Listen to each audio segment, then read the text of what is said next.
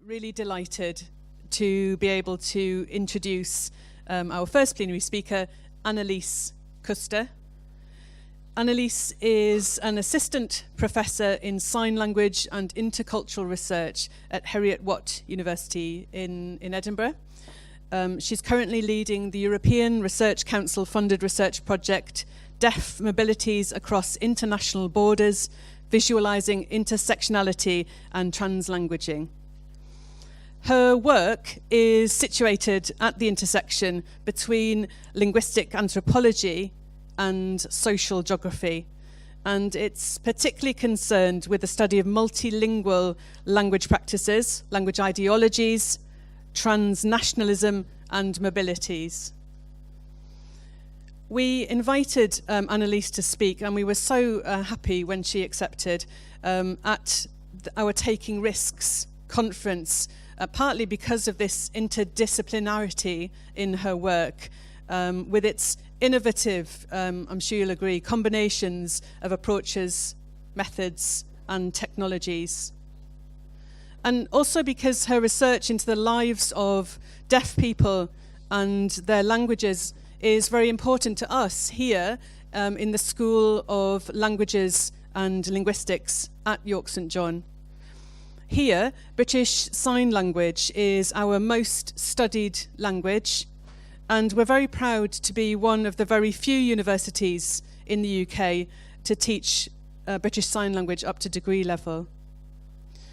Also, Annelies's doctoral study was supervised by Dr. Paddy Ladd, who we're also welcoming to this conference. Paddy, last year in 2017, was awarded an honorary doctorate by York St John and gave a speech in York Minster, our graduation venue, which those of us who are lucky enough to see that will never forget. So we're really pleased to have Paddy back and to have that link with Annelies's very important and groundbreaking work.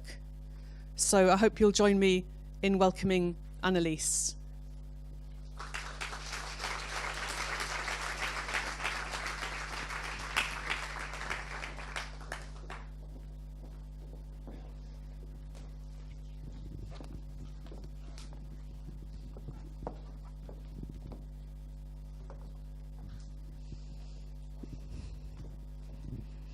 Good morning, everybody. I hope everyone can see me clearly.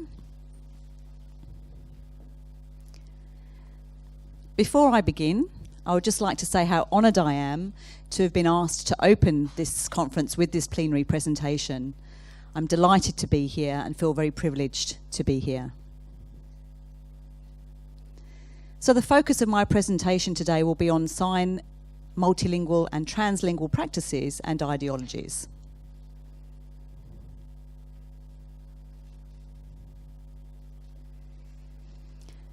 Many of you will remember that last year, Professor Bentzi Wall opened the conference and also discussed research on sign languages and gave a very interesting presentation, giving us a historical overview of the research that has been done on sign languages and particularly on applied sign linguistics. So I'll be building on some of the key issues that she covered last year, and I'll be focusing in more depth on sign language multilingualism.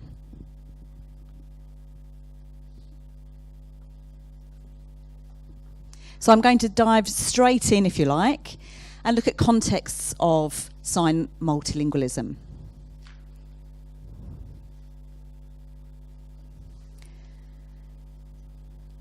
So when we consider one particular context, it could be that within one country or region, there are different forms of sign language that are used, perhaps in different schools.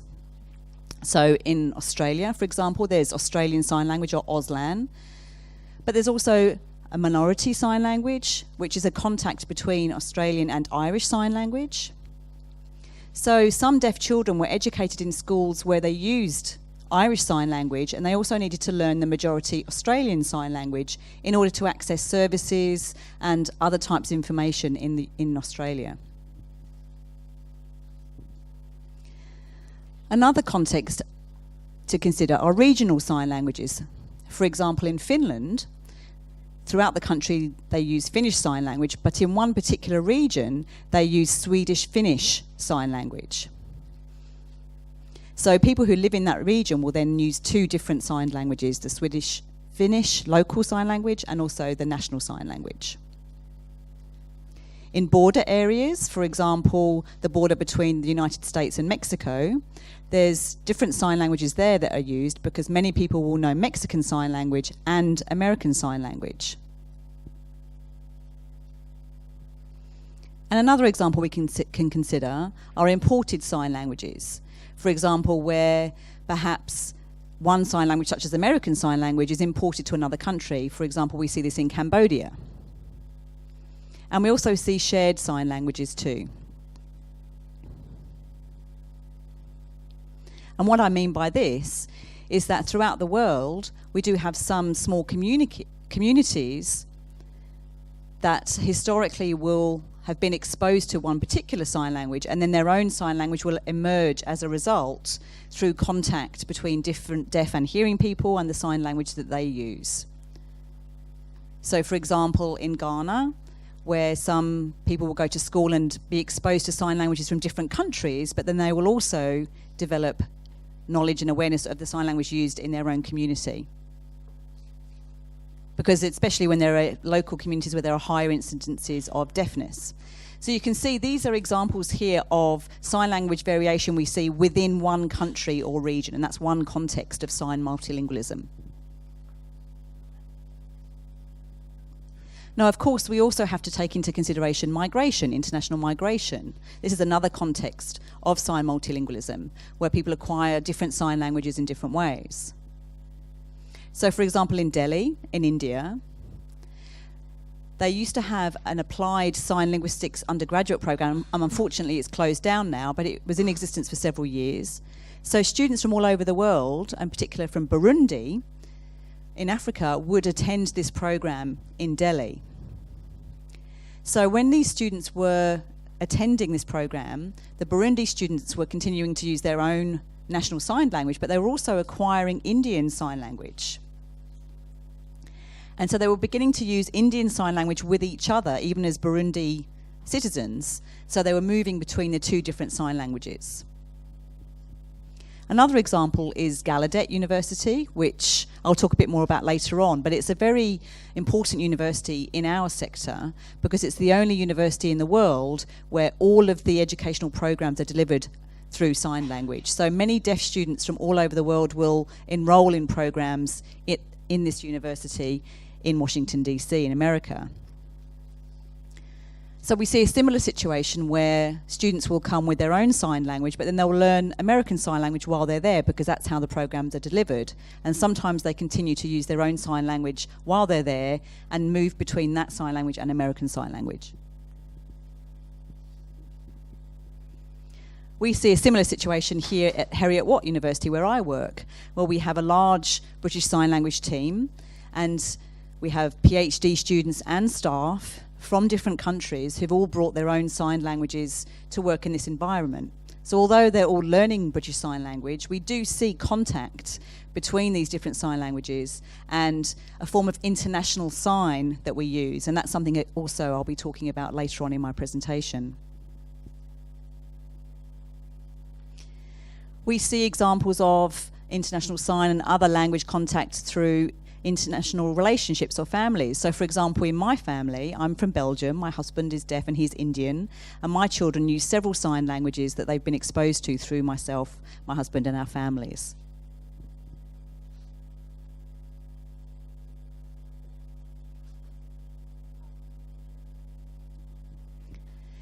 One of the things I'd like to emphasise when we're talking about learning new sign languages is the difference between sign languages and spoken languages. Because fluent signers often do very quickly acquire other sign languages. And some of the factors that can help that are the fact that they can pick up things through mouthing. And although signing is not just the spoken language on the hands, mouthing is an important component of sign languages. So signed languages don't follow the grammar structure of the spoken language of the country. The grammar structures, the structures of the languages are very different. But because of the contact between the spoken and the signed language, and in any given country, there's always some element of mouthing in sign language use. So, for example, American Sign Language and British Sign Language will have some English mouthing, Flemish Sign Language, Dutch Sign Language will have some Dutch mouthing, and so on and so forth.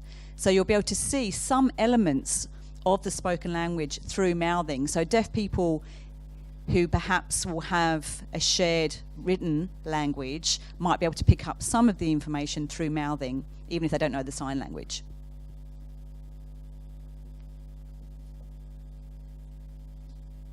Another way round finding a mutual understanding is to use finger spelling. So you might have a shared written language, and so therefore if you're familiar with a one-handed finger spelling alphabet or a two-handed finger spelling alphabet, because they do vary from sign language to sign language, but that can also help to finger spell a word or a concept if you don't understand the sign, so when you're trying to find a way to communicate with another deaf person. Another element that really assists the acquisition of a sign language is through cultural sameness. And we can observe that perhaps deaf people from Western countries, if they go to Asian countries, will find it harder to acquire the sign language because there are embedded cultural norms within the way that the sign languages are used, which are based on the countries that they're in and the cultural norms of that country as well.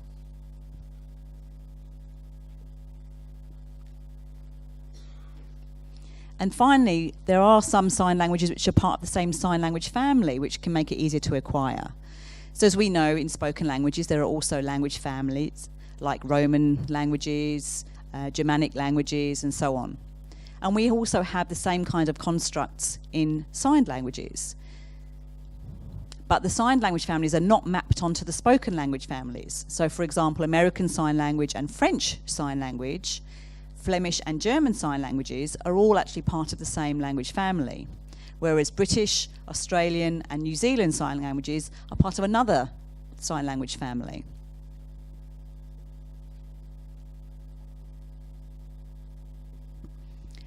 So moving on, I'd like to talk now about how we study sign language multilingualism. Do we approach this in the same way that spoken language researchers study multilingualism?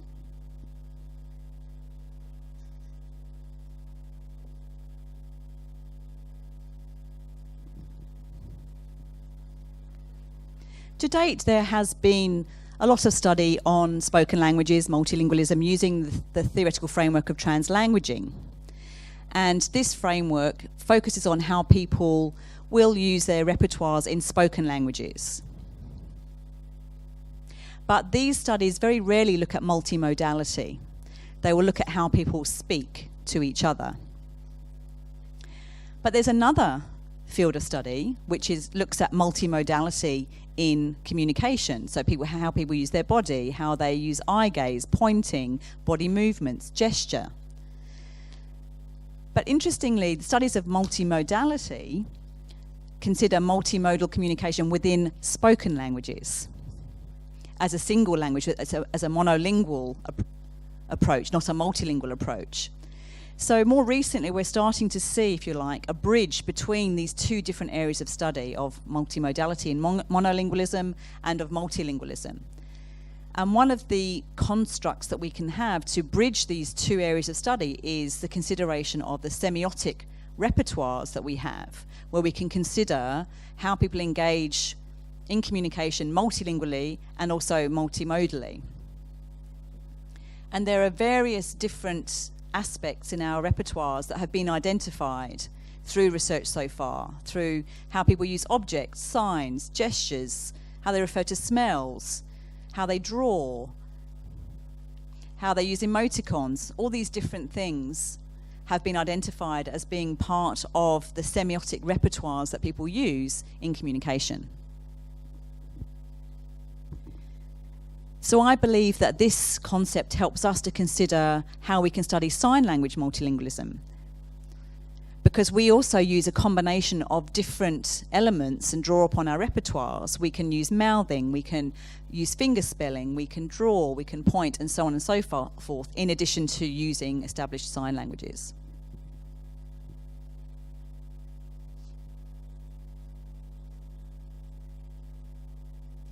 So when we consider multimodal, multilingual practices involving sign languages, we can identify the fact that people alternate between different features, either spoken, written, signed languages.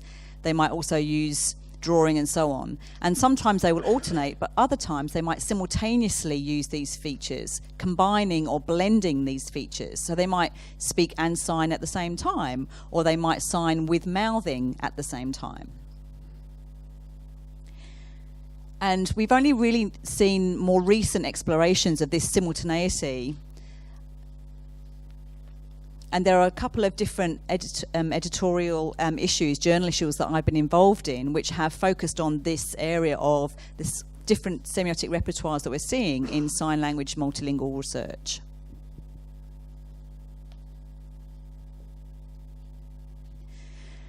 And for me as a researcher, I think if we're going to explore semiotic repertoires, I actually use a linguistic ethnographic approach because I feel that it gives me the opportunity to really immerse myself in the field and see how people are using communication naturally in their naturally occurring environment.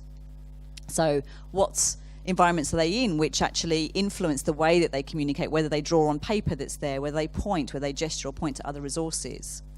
So this gives us a better understanding of the use of the semiotic repertoire in these contexts, because we can actually consider the sort of meta-linguistic discourse that people engage in and how they share information with each other, how they actually make decisions about how to engage with each other. And this is, I think, an important thing for us to consider when we're analysing language use. And this is very much a linguistic ethnographic approach.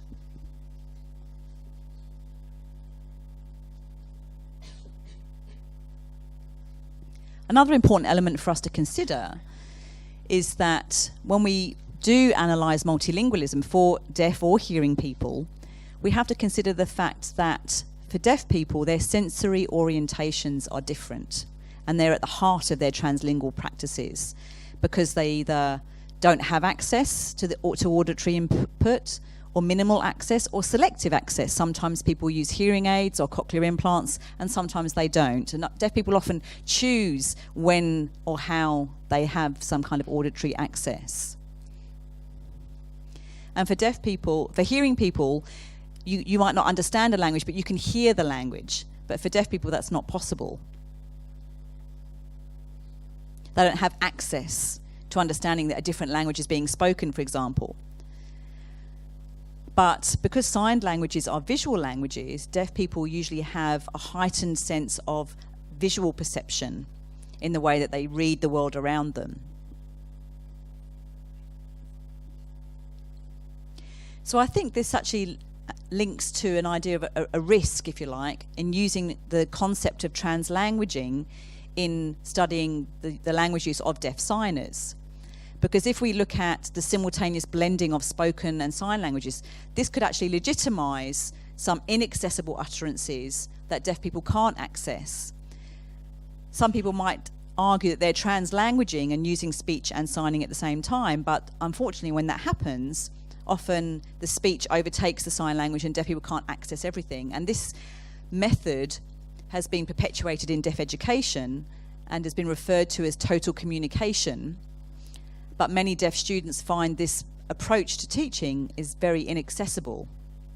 And this isn't really something we could consider as translanguaging because it's a contrived system that's been invented, if you like, by hearing people, and it's not a natural phenomenon that has evolved through deaf people coming together and communicating.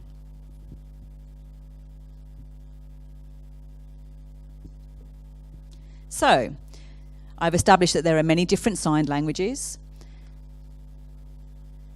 And we understand the concept of a lingua franca.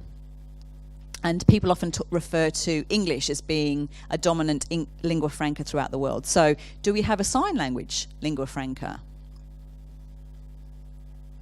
In fact, I would suggest that we have two. We have American Sign Language and International Sign.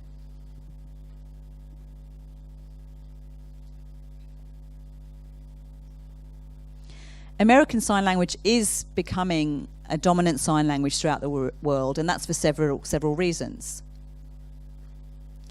In the Global South, for example, historically, where they didn't have their own schools, even if they had local sign languages, they didn't have any capacity to deliver education through those sign languages. So often Americans would be brought to the country to establish deaf schools, and they would import, if you like, American Sign Language with them and deliver the education through that language, as well as using all the materials and resources from America with examples of ASL. And we've seen this a lot in developing countries where materials, DVDs, other digital resources are borrowed from the United States because they are widely available. So the importation of American Sign Language in some of these countries has actually seen an influence on the local sign languages. And then over time there's an evolution where you can still see some influence from American Sign Language. So in Ghana, we have seen American Sign Language dominate, but then over time, Ghanaian Sign Language has developed, but you can still see an influence there, and we see this same phenomena in many developing countries over the years.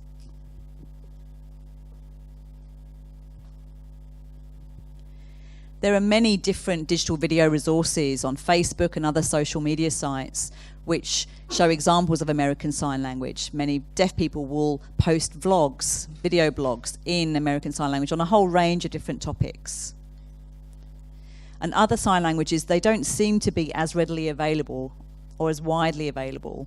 So often people from other countries will watch these American Sign Language videos and will be excited because they're learning another sign language, or find it's the only way they can access information in a signed language.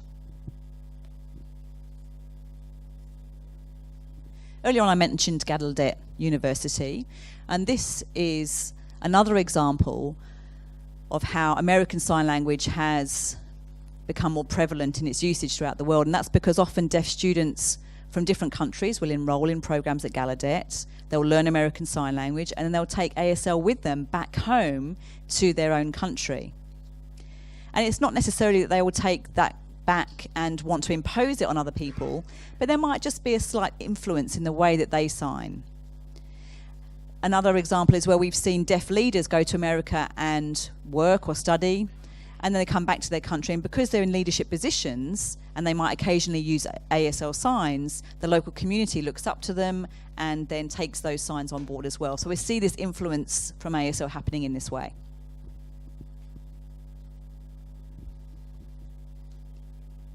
Some people have actually referred to American Sign Language as an imperialist language or a killer language. So there's actually some resistance we're seeing to ASL as a lingua franca. And this manifests in different ways. For example, asking people not to use American Sign Language, or through language shaming or language policing, and telling people off for using American Sign Language and asking them to refrain. And also there are many dictionary projects in different countries where they are deliberately making sure that no ASL signs are featured in those sign language dictionaries.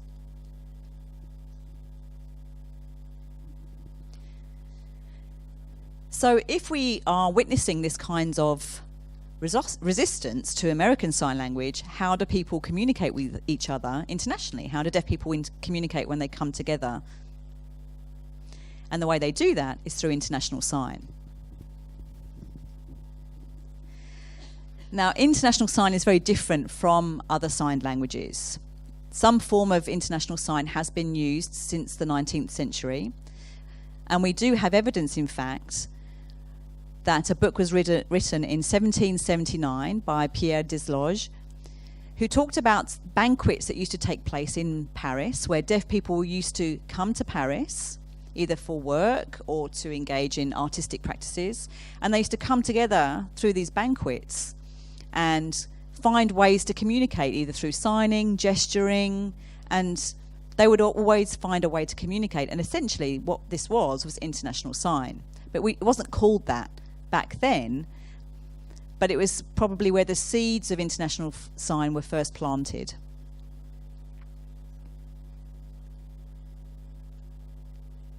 So essentially what we see when people come together in international or transnational events, in international contexts, international sign is what emerges. It's the way that deaf people communicate with each other in transnational contexts. So it could be conferences, sporting events, artistic events, summer camps, summer schools, at parties, on Facebook videos even. And here at BAL, we actually have 2 sign language interpreting teams, a British Sign Language team and an international sign interpreting team. So international sign is everywhere.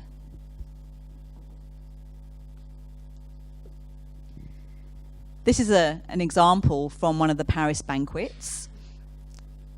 And they used to come together, these deaf people in Paris, for a series of events where they would have lectures, they would have discussions and debates.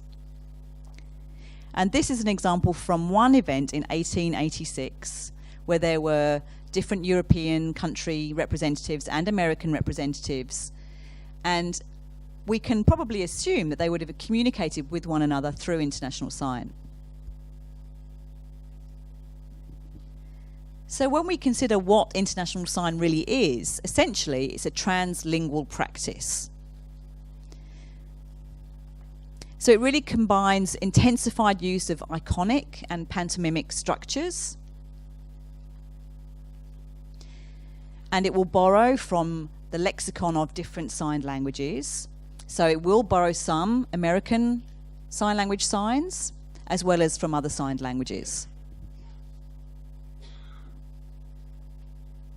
It's also optional for people to use some form of mouthing and finger spelling, and that can be from different languages, mostly English, but not necessarily. It will often be influenced by the context that you're in. So in South America, if people come together for some kind of international event, often the mouthing would be influenced more by Spanish or Portuguese. And in Scandinavia, it might be more influenced by Swedish. And if people come together from different French-speaking countries, they're more likely to use French mouthing. So you can see the patterns there. And the same applies also for finger spelling. If deaf people are coming together and they have some kind of shared language, they'll often opt to fingerspell from the shared written language that they have. People will often refer to text. So if someone is presenting in international sign, they might be referring to a PowerPoint slide they have, whether it's in English or another written language.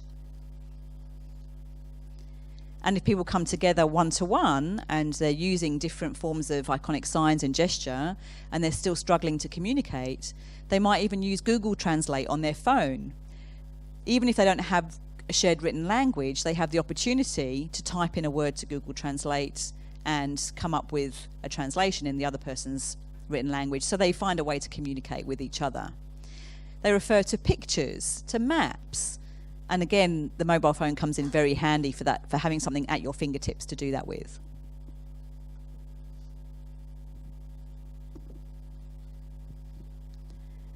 Now, one of the interesting things about international sign is that it's very flexible.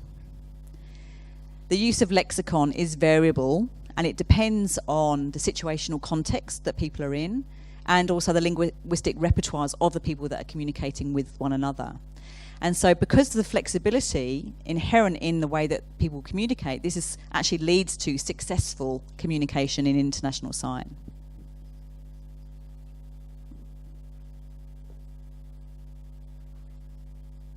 And although international sign is flexible, there is a conventionalized form of international sign, one that is less conventionalized, another that's more conventionalized, and I'll explain what I mean by that. So when I talk about less conventionalized international sign, that's really about people coming together who have less experience in communicating through international sign. So they're finding ways to communicate. They're picking out strategies as they go, if you like, on an ad hoc basis. Whereas more conventionalized international sign is evident in more formal settings. And there are some established lexicon that people will use on a regular basis because they're used quite widely by people repeatedly in similar settings. So it could be that there might be a few different signs that are used for the same concept. So we have at least 2 or 3 different signs for the concept of a woman, perhaps, and which sign is used will depend on the context and who's there. We have different formal settings, conferences, teaching programs, interpreting at conferences, where there is some shared lexicon that we can witness. There is also some established convention in certain regions of the world. So there's kind of an Arabic international sign, a Scandinavian international sign that have the same kind of look.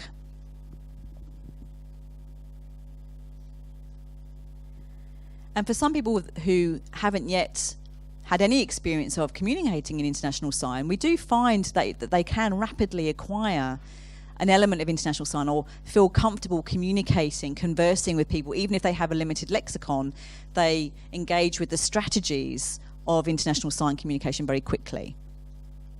So even though there is a limited lexicon, it is still possible to communicate international sign. But it is easier when you know some American Sign Language signs or English or both. And this is because English mouthing and ASL signs are more prevalent in the use of international signs, at least in the conventionalized forms.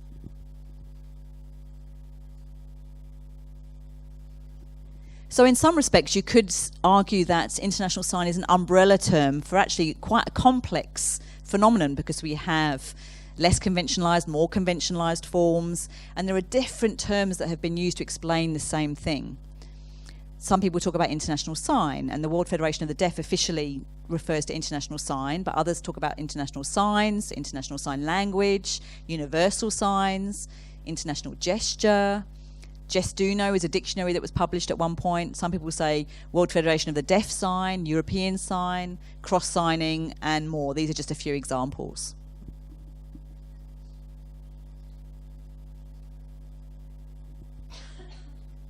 So, although we have this very flexible and variable phenomenon, why do we just have one name? Should we be calling it just international sign? Should we be referring to it in different ways? Some linguistic researchers have tried to document the differences between conventionalized international sign and other forms of communication, which could be referred to as cross-signing, where people are coming together with different sign languages and finding ways to communicate, but wouldn't necessarily be using any of the conventionalized established lexicon of international sign. So there are different perspectives of what we mean by international sign.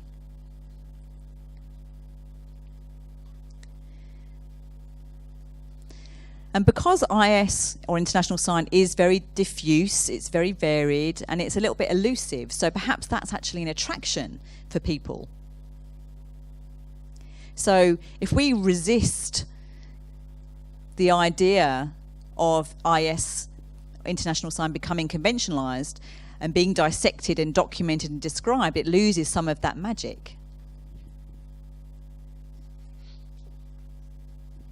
Nonetheless, we are still seeing two parallel trends.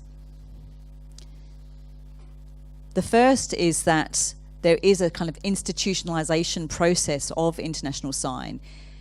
There have been interpreters working between international sign and English for many, many years, but just in the last couple of years, a new accreditation process has been established. So people can now become qualified in international sign, and they are assessed on their abilities.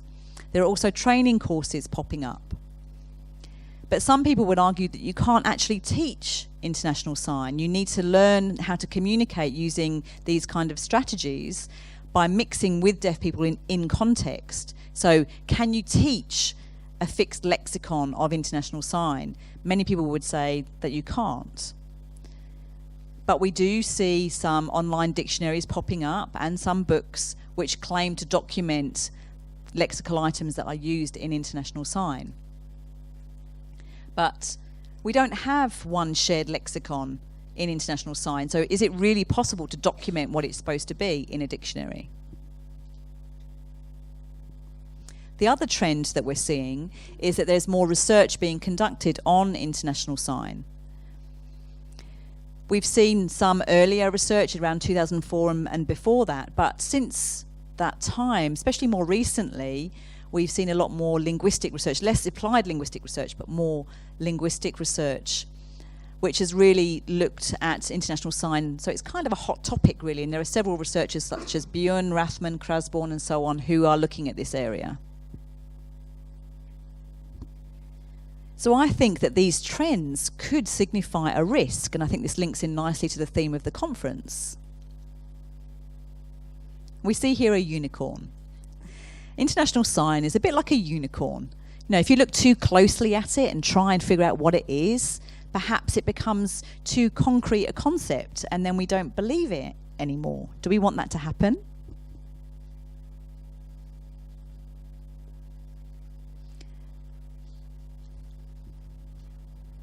So when we consider sign language linguistics research, we know it's been around since the 1960s, and in the earlier stages of that research, it was very important to establish key constructs, key ideological constructs that, for example, sign languages are real languages. They weren't just a gesture-based system, that they had their own grammar, that sign languages are not universal, that there are different sign languages within each country. So this was a very important era in sign linguistics research to really establish the foundations of our research discipline, but also the fact that these languages had their own place in the world. So when we consider international sign, we're kind of bypassing that whole trope about the constructs of different sign languages, because IS is a form of languaging. And many people would be resistant to saying that international sign is a language because it might actually give some risks to our understanding of national signed languages. And people are often struggling to get recognition of sign languages in their own countries, and so on and so forth. So any research on international sign could potentially place a threat on those national sign languages and the policies and campaigns that are taking place.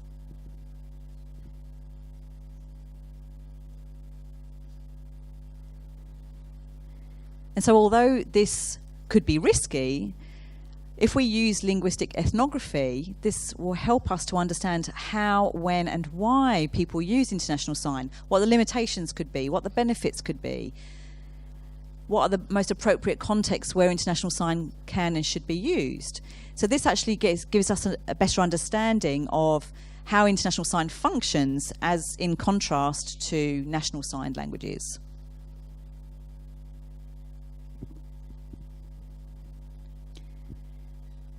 So one example of a linguistic ethnographic approach to examining international sign is part of our Mobile Deaf project.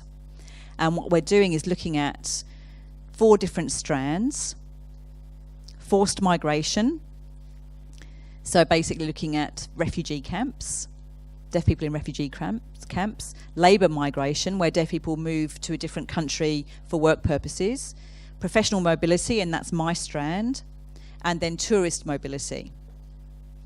So what we're looking at is for a continuum with 4 strands of different kinds of mobility that influence the way sign language is used by deaf people. So looking at international sign is one component of each of these strands. As I said, my strand of focus is professional mobility. So I am looking at how sign language is used in international events, conferences, sporting events, and so on, where deaf people come together for a short, intensive period of time. And that's the focus of my research. And this is an example, this table here, of the various events I've been to collect data. But I'm going to focus now on one particular case study. One of the things I did was go and observe a course which is established in Denmark called Frontrunners. Now this course is a deaf leadership course, and it's taught through international sign. There are 17 students from different countries, 4 teachers who are also from different countries, and they introduce various topics: deaf studies, language rights, how to campaign, how to be an advocate, how to engage with media. So I actually attended the first and last weeks of this 9-month course. And what I was interested to do was observe how the group, when they first came together in that first week, communicated, and then again at the end of the course, what had changed.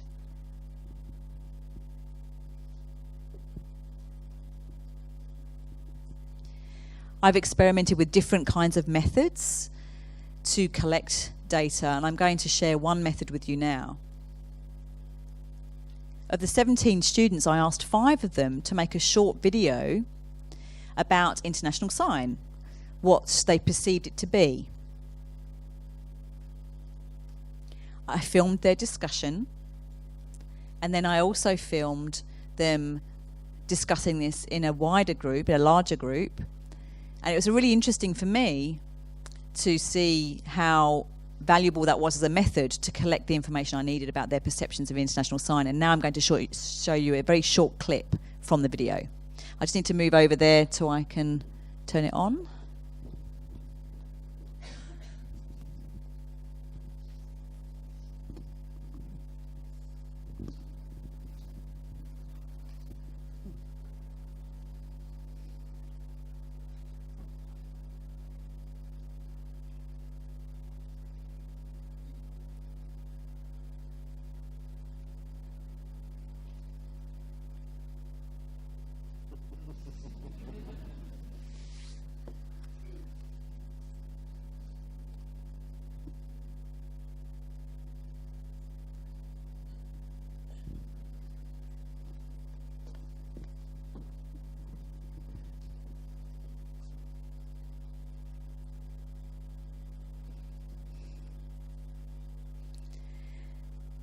Now, in that video, you could see that these young people were saying, oh, you have a different sign for woman than my sign. And they all had different sign language, and they all signed the concept of woman in a different way.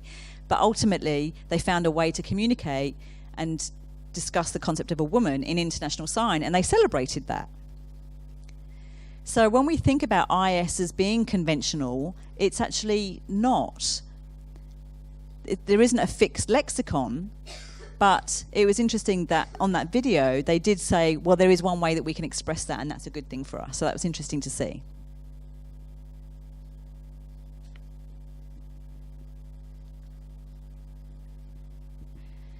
Now, there are many conflicts, if you like, and judgments that people make about the way that people use international sign. So how much English influence there is, either through mouthing or fingerspelling, how the language is structured or how the signing is structured. And if people use too many American Sign Language signs, people will often reject that or make some kind of negative judgment about the signer. But some people actually, in my data, showed that they like to see more American Sign Language because they found it easier to follow if there were some constructs or some lexical items that they recognized. This is another video clip that I'm going to show you. This is from the very first evening at the Frontrunners program, and this is where the students are all coming together for the very first time. And there are 5 people in this video from Jordan, Brazil, Togo, the United States, and New Zealand. And they're all trying to communicate in some form of international sign, and you can really see that some people are coping a lot better than others. Some people are really struggling, and it's just a couple of minutes, but let's have a look.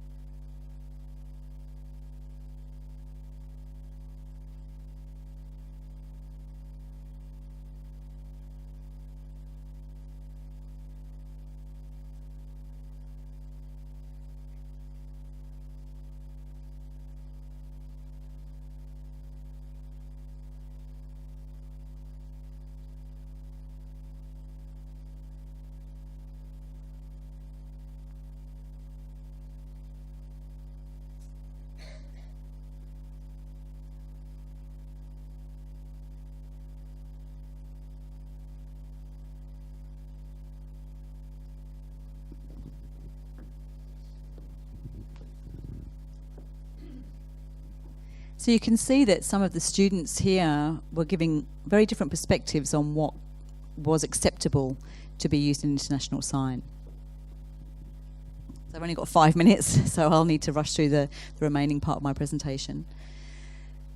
But the last man that you saw on the screen, who himself is from New Zealand, he was trying to emphasise the fact that we shouldn't be relying on drawing on other lexical items or other sign languages or on finger spelling. We should try and be more iconic and more gestural in the way that we communicate, that we should try and break away from established spoken, written and signed languages and find more esoteric ways of communicating.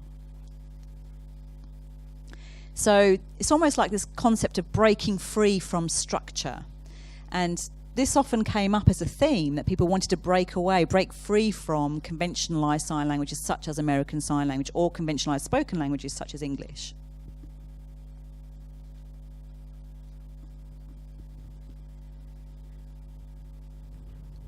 One of the important things that has come out from my data is the fact that all of the students commented on how much they enjoyed trying to figure out how to communicate with one another. It wasn't seen as a negative thing. You could see in the first video right at the end where they celebrated the fact that they were happy that they could communicate via international sign. And this seems to be a very important element of the use of international sign, this joy, elation or desire. We do, however, see some tensions in some contexts as to whether deaf people should use international sign when they're presenting or how interpreters should work with international sign. So should deaf people present in international sign at a conference, for example, or should they use a national signed language where they can perhaps go deeper with concepts they're trying to explain and then go through an interpreter and have an interpreter go into international sign for other members of the audience who don't know that signed language. But the fact is then it's indirect communication rather than direct communication. And the way that we see how people deal with these tensions is that deaf people in conference audiences will often broker for one another. They'll informally mediate for one another and help their colleagues at their side understand what's going on. So, for example, if they're watching something being presented in international sign, they might translate into a national sign language, or they might expand and give other examples, or even finger spell a word, or find a picture on their phone to represent what's being talked about. They'll find other ways to broker this information.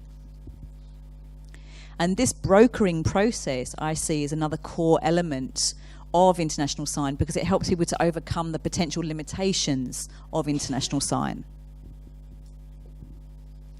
So when we consider the different elements of international sign, the fact that there is a sensory orientation that's required, that people rely on the visual perception that they have, that there's a moral orientation, that people enjoy this process of figuring out how to talk, and that there's a language brokering process involved. I think these three key elements are what is the bedrock of international sign.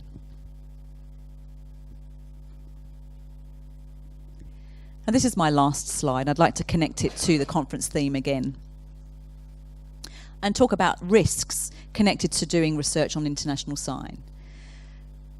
Now, I've already explained that there are some risks associated with this, but I do think that doing research on this form of communication helps us to understand how people are creative in the way that they communicate in sign language. And there's an enormous potential for us to see the level of iconicity in sign languages and how this might be influencing the way that people use national sign languages. So IS can feed back, if you like, into making national sign languages more visual and less constrained or less reliant on spoken languages. It also helps us to understand how people engage in this process of conventionalization or agreement. And later on in the conference tomorrow, I'll be co-presenting with Jordan Fenlon on this topic. Some people do have concerns about whether the research on international sign will diminish in some way the work on national sign languages. And I would say that we actually need to have both in parallel. Using linguistic ethnography can really help us to identify the contexts that are experienced as optimal for the use of international sign. So we can challenge misconceptions of international sign as a universal sign language by actually doing research on it. and understand more the tensions and the combinations of how IS is a form of translanguaging and a key component of sign language multilingualism and national sign language identity. Thank you very much for your attention.